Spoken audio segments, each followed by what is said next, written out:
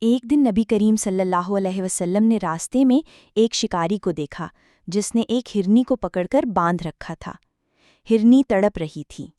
نبی صلی اللہ علیہ وسلم نے شکاری سے فرمایا کہ ہرنی کو کچھ دیر کے لیے آزاد کر دو کیونکہ اسے اپنے بچوں کو دودھ پلانا ہے۔ شکاری نے عرض کیا، اگر یہ واپس نہ آئیں تو میرا نقصان ہوگا۔ نبی پیس بی اپون ہم نے فرمایا، میں ضمانت دیتا ہوں کہ یہ واپس آئے گی۔ شکاری نے نبی پیس بی اپون ہم کی بات پر اعتماد کرتے ہوئے ہرنی کو چھوڑ دیا۔ ہرنی دوڑی اور کچھ دیر بعد واقعی واپس آ گئی۔ شکاری یہ دیکھ کر حیران رہ گیا اور فوراً ایمان لے آیا۔ ہرنی نے کہا، اے اللہ کی نبی صلی اللہ علیہ وسلم، آپ کی ذات میں ایسی خوشبو اور نور ہے کہ آپ کے وعدے پر جان بھی قربان ہے۔ شکاری نے یہ منظر دیکھا تو رونے لگا۔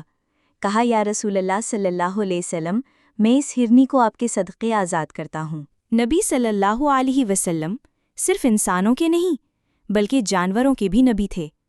آپ صلی اللہ علیہ وسلم کی رحمت، وفاداری اور شفقت ہر ذی روح کے لیے تھی۔ رحمت للعالمین صلی اللہ علیہ وسلم کی سیرت کو اپنائیے، وفا، رحم اور وعدہ نبھانا سیکھیے۔